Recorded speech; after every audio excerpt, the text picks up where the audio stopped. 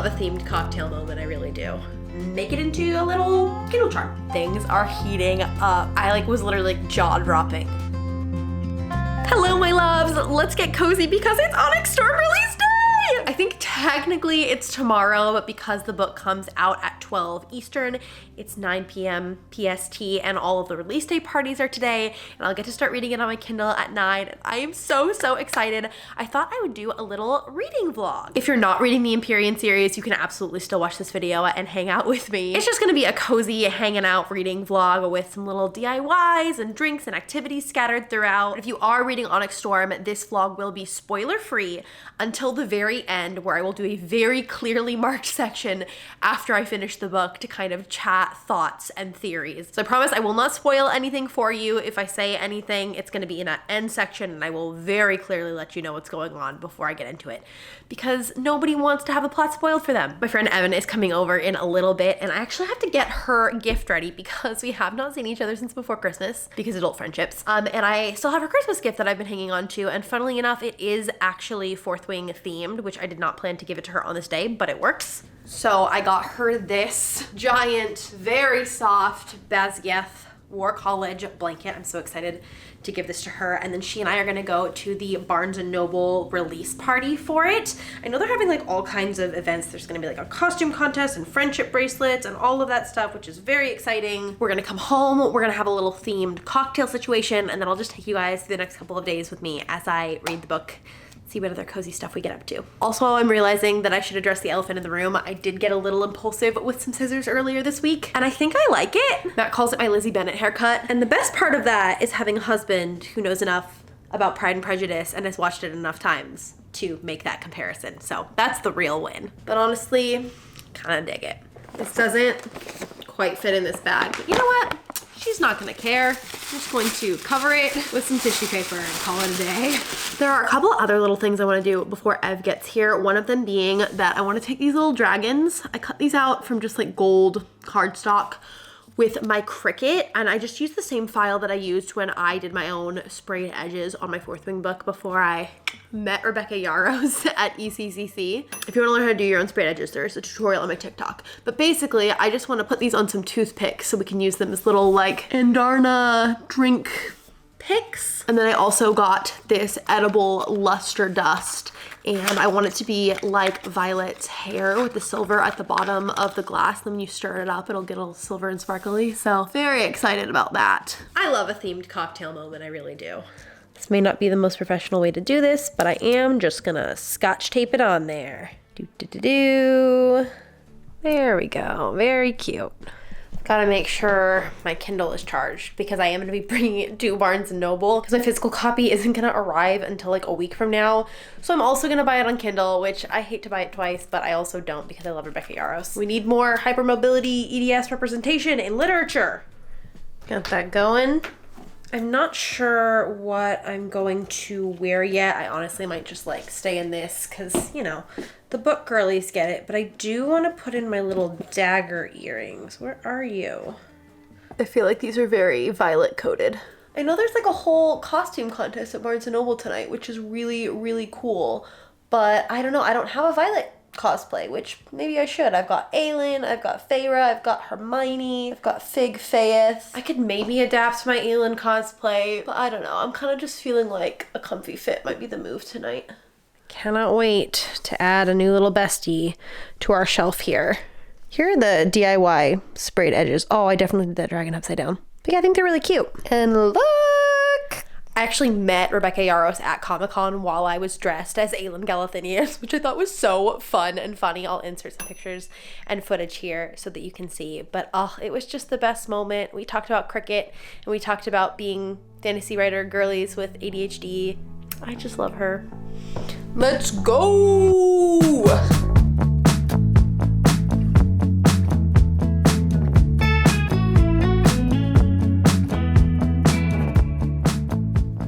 Release party was so stinking cute. They really went all out. They had so much cute Fourth Wing merch and people were so excited. There were so many incredible costumes, which was really fun. I just love seeing people get together and just be unapologetically excited about something, in the words of the Green Brothers. I think this blow up dragon was my favorite.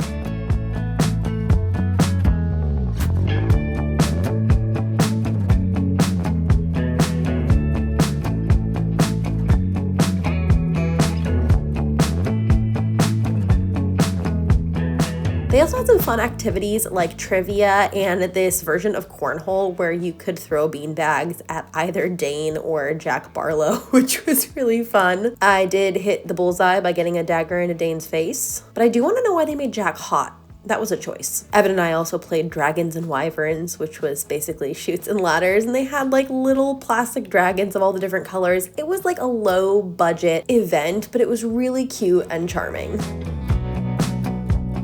There's also this box where you got to pick out a piece of paper and find out what kind of dragon you would have. Apparently mine would be brown, which I think is very sad beige mauve of me. But I was really grateful that they put this on for all of us.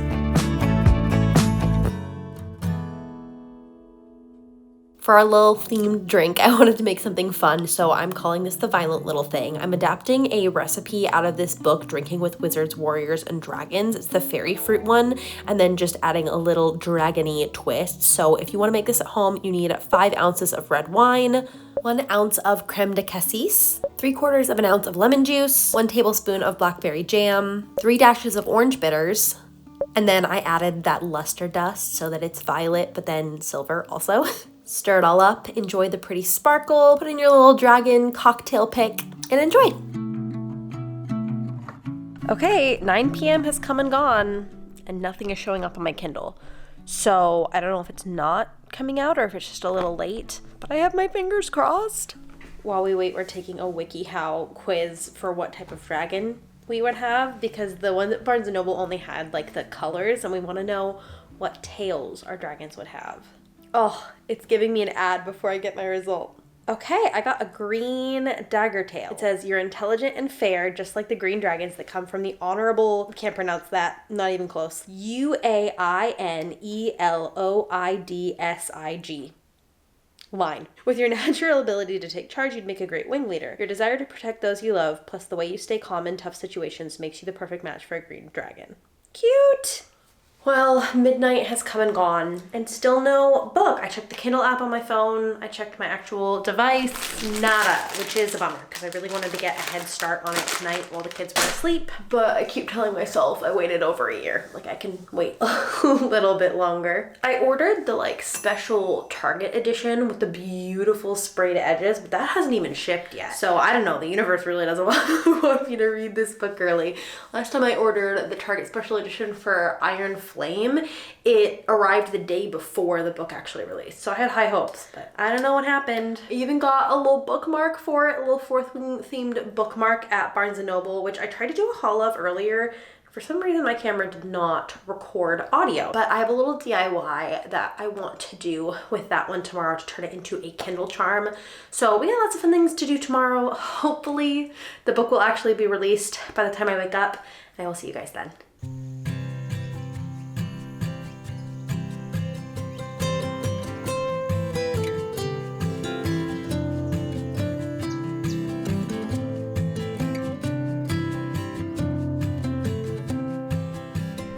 Good morning, you guys. It's here. It literally feels like Christmas morning. I woke up to an email which was sent at like 12:45 last night, so right after I went to bed, saying that the book was downloaded so we can jump into it. I'm so excited.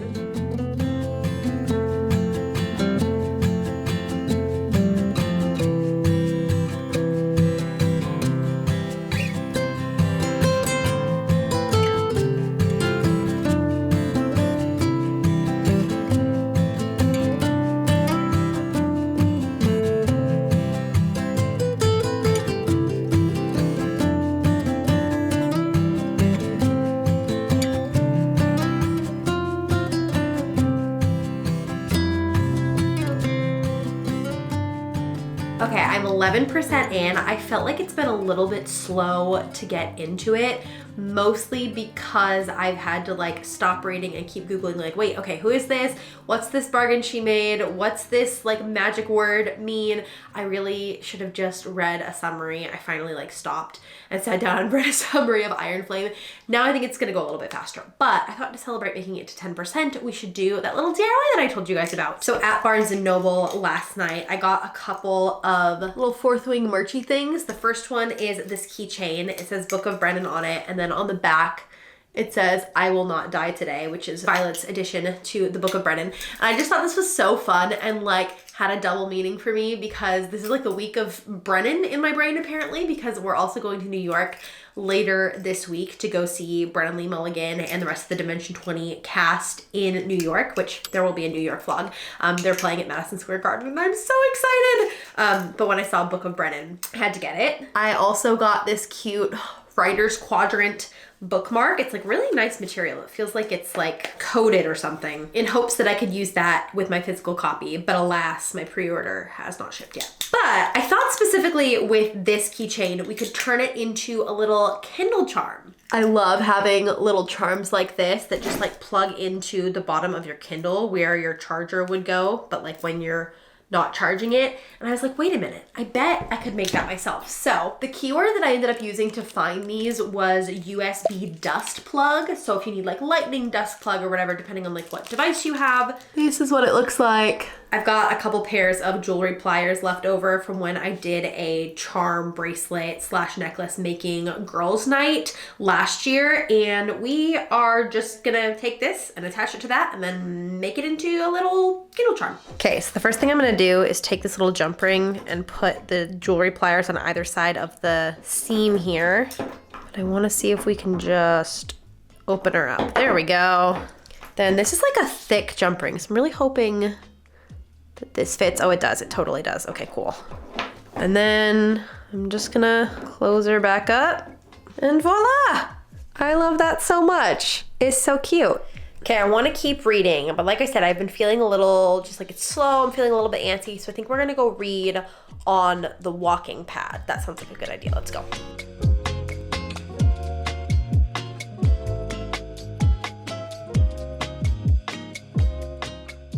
Locking myself in the bedroom because the kids are up from their nap and they're being very rowdy. So Matt said to just go barricade myself, which I'm very thankful for. I'm at 35% now and things are heating up. I like was literally like jaw dropping when I was on the treadmill at a certain part that we will talk about later. I am definitely invested in this now. I'm like tearing through it. It was really just getting through that first little part that was a little bit slow. But I was thinking, one thing that I've really been wanting it to try is I see people on Book Talk putting on like ambiance videos while they read, and I thought there's gotta be like a Basquiat ambiance video, and I have a projector that projects onto a giant wall in this bedroom, and that sounds so vibey, so we're gonna try it. Close the blinds for the full effect. Ooh.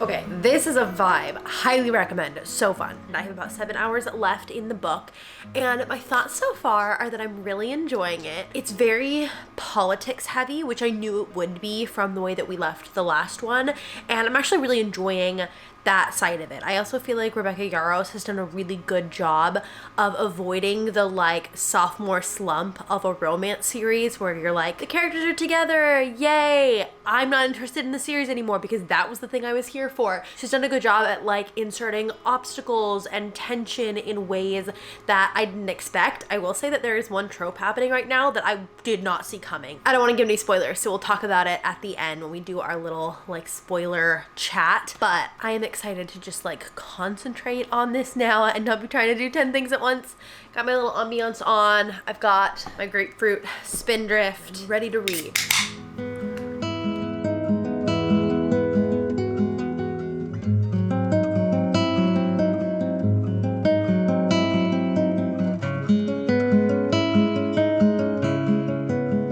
I just realized this would be an excellent time to use my hands-free Kindle setup. This handy dandy thing. I can position it the way I want, and then just put a page turner on here, and I've got a little remote. 10 out of 10. Did I need this? No. Do I love it? Yes.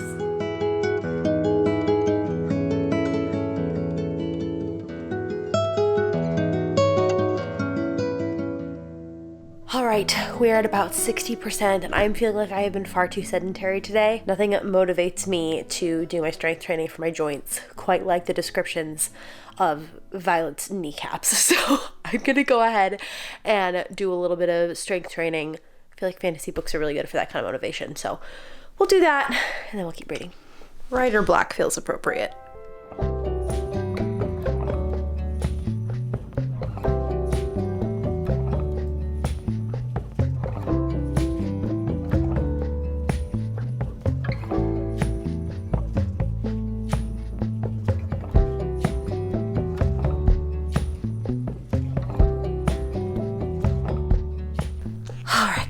I'm gonna tuck into bed. I made it to 77%, but this is the second night in a row I've been up past midnight, so I need to get some sleep, and we will knock the rest of this out tomorrow.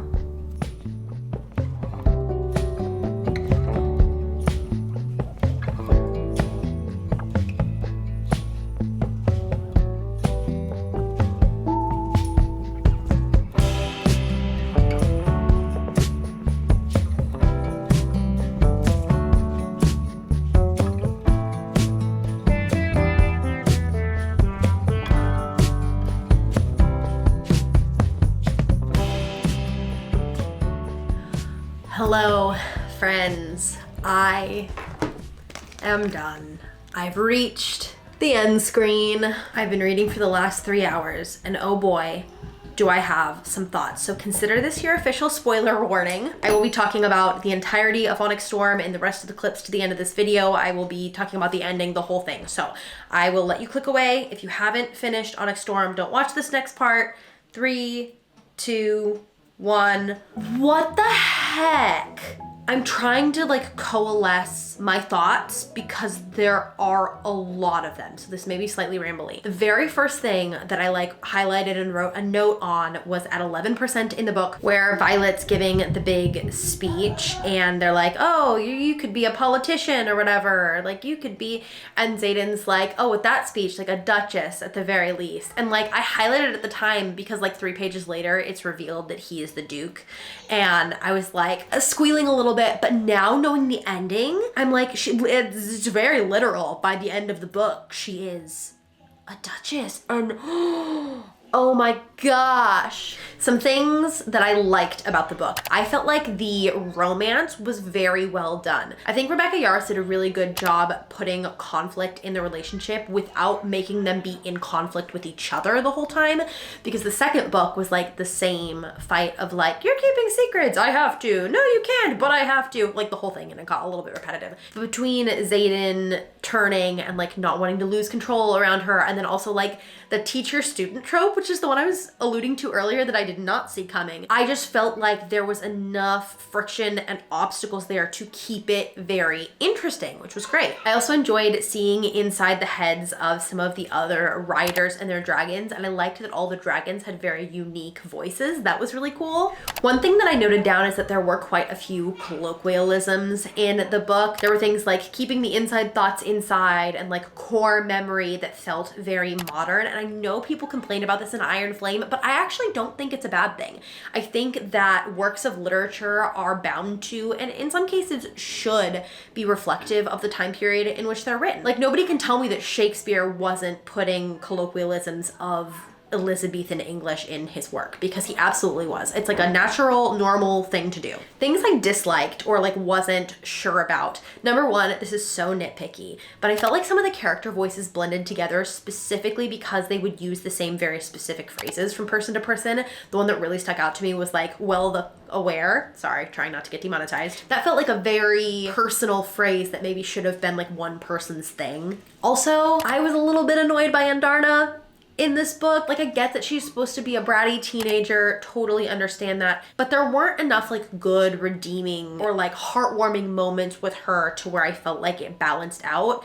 And then she just like F's off in the end and is like goodbye, and then like Deus Ex Machina's in at the last minute. I don't know, that just felt meh. I also thought having like pretty much no perspective shifts until the last 15% of the book, and then having like a bunch of them over and over again, was a choice, which is another colloquialism they used a lot. She said like that was a choice quite a bit. I will say that if that was what we needed to get Quinn's death scene, then so be it, because that was so beautifully written. Like just the writing was chef's kiss. I didn't really know too much about Quinn or care about her that much as a character, but just the way that scene was written, like I couldn't not cry at we made it a good one. Like, that is devastating. That is just purely fantastic writing. I think what a lot of people miss about these books is that they're not like high fantasy.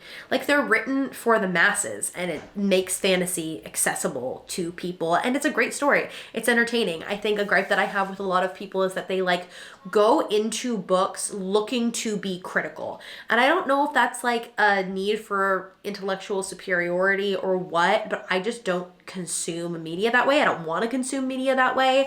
And I thought this was thoroughly enjoyable, and that's all I needed it to be. Open threads that I'm curious about and I am interested to see. I think she said this is like a 5-book series, so we've still got 2 left. Number 1, what the heck is going on with Eric? Because I should have seen it earlier that he was a precog, given that he was giving Violet pieces of information that just got passed off as like, he's got really great political background training from being a royal, but some of them were just like a little too on the nose, so I should have gotten that. But like, he's also connected to Dune somehow, because there's like the letter that says from one servant of Dune to another, blah, blah, blah, blah, blah. But he doesn't have the hair, so he couldn't have been touched like Violet. Also, I don't buy for a second that Violet's father dedicated her because of her chronic illness to like fix her. There's another reason. I'm calling it right now. There's another reason that happened. Also, can we talk about Dane? Because Dane has a second signet, right?